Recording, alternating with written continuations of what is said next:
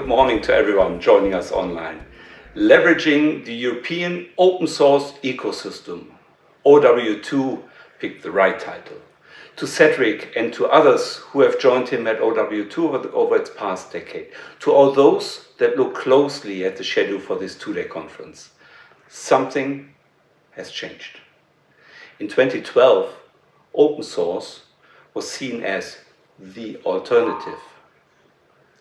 In 2016 and 2017, delivering open source and making it mainstream was captured as a challenge. But things are different now. Today and tomorrow are about acting effectively. The lever, the beam that is open source has become long enough and strong enough to move the world. This morning, we're going to hear about the economic contributions of open source. Knut Blind and his colleagues are about to publish their excellent study for the European Commission. This study tells me I have to thank you, the OW2 participants, most of you being European open source businesses. Every euro you have invested in open source has contributed between 65 to 95 euros to European GDP. I trust this study will positively influence European policy, and similarly, I hope that policymakers in the member states take good note of it. This conference is looking far ahead. There are several talks and discussions about how to ensure the sustainability of the ecosystem. The Commission is involved, and we are working on deepening our engagement. You will be discussing technological sovereignty, and we are very keen on that too. And we look forward to hear about this. I also welcome continuous review and monitoring of the free and open source licensing landscape. Newcomers and changing business practices require ongoing attention to make sure that this landscape continues to match the long-term interests of the free and open source software ecosystem.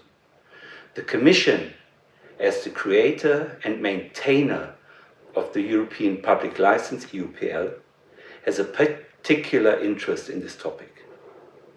This conference tells me that the European open source industry has professionalized. It is a community that thrives on passion for the values and ideas that underpin open source. Free minds working together, pursuing a shared goal.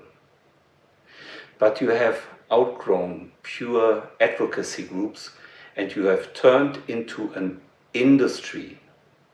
Open source has developed from being just an alternative into a credible business proposition. As the Director of Digital Business Solutions at the Directorate General for Informatics, or short DIGIT, and you can roughly think of us as the in-house IT of the European Commission. This professionalization of yours is music to my ears. It is time to strengthen our cooperation with Europe's creative open source companies. We, as a user, are getting ready, and it seems to me, so are you. The open source ecosystem, and thus this conference, now also includes big organizations, IT vendors and users. It's great to see here as well the city of Paris. The interaction of the entire community in this ecosystem sets an example. As policymakers, as users, and as producers of open source. But, as Knut Blind will show in his talk, it is mostly SMEs that contribute to open source. Over 3/4 of companies involved in open source have less than 100 employees. And what's more, the smaller the company, the more contribution it makes. To use this potential for innovation and contribution, this is why industry consortia such as OW2, CNLL, OSBA, must find their way into European initiatives such as the Gageik. Speaking of European projects, this April, we, the Commission, began using DIGIT.B, the citizen participation software developed by the city of Barcelona for the Future of Europe conference. Our instance of DIGIT.B will run for 1 year. It was unveiled just a few weeks ago. It has already received ideas and suggestions from 14,000 participants. Over the next 11 months, this open source software will be touched and used by many citizens, companies, and public services in Europe. The future of Europe is running on open source, and this is emblematic. I say this because open source has become much more visible at the European Commission. We already use a lot of open source. You find it all over my organization, DIGIT. It is dominant in our data center, and we use Drupal nearly everywhere. Our software development environment relies on open source. For 2 decades, colleagues at the ISA² program have been busy encouraging open source in projects with the member states, and it is the most practical way to achieve interoperability. And since October last year, we have a new version of our internal open source strategy, its status elevated as a communication to the Commission. Open source has become much more than a practical tool for us in IT. The Commission recognizes this through linking it to policy goals. As an action within our new strategy, we also launched our Open Source Program Office, OSBA for short. One of the first tasks handed over to the OSBA is to make it easier for the Commission to share its software as open source, and that includes, for instance, just a security check. I'm pleased to announce that as of this summer, just a few months after we started the OSBA, we are about to have new rules in place. I will spare you the details, but for each project, we are removing the need for many weeks of paperwork and removing some legal barriers to share our code with the public. They also make it easy for our developers to contribute to open source. The OSBA has been key to the removal of another barrier, and this one entirely internal. The OSBA makes it easy to liaise with industry groups such as OW2 and other organizations, like, on the other end of the spectrum, the United Nations. The UN will soon come up with their own vision on open source, and we are looking for opportunities to collaborate on, for example, hackathons. Likewise, we intend to work with the French and German governments, both gearing up towards an OSBA. In cooperation with our colleagues from ISA², the OSBA team organized a hackathon with Jitsi, adding new features such as creating breakout rooms and organizing quick polls. The OSBA team has been running bug bounties for Zimbra, Moodle, Element, improving the security of these tools. It is initiating studies. 1, an inventory of critical open source software used by European public services, and 2, a study to look at ways to fund sustainability of open source development. It shows our commitment to open source. It is a signal to open source service providers, to entrepreneurs and startups, and also to our colleagues in the member states. Now let me come to my final point.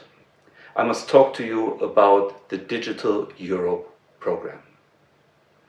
It builds on 2 programs that you may know already, the ISA² program and the Connecting Europe Facility, or short CEF.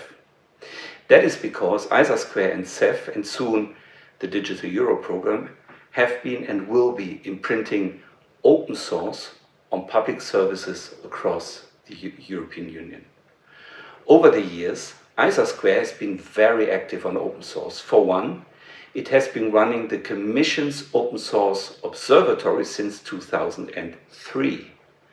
This provides expertise and information to public services and support them to adopt open source. In fact, this afternoon you can meet the OSBA team and hear about their work on open source communication in the public sector. The other program, CEF, one way to describe it is that the solutions that it funds remove digital barriers to the European market. It created digital building blocks, generic and reusable, that help member states deliver digital services across borders and sectors. CEF usually emphasizes the use of common standards, but what you may not know is all of the CEF software is open source.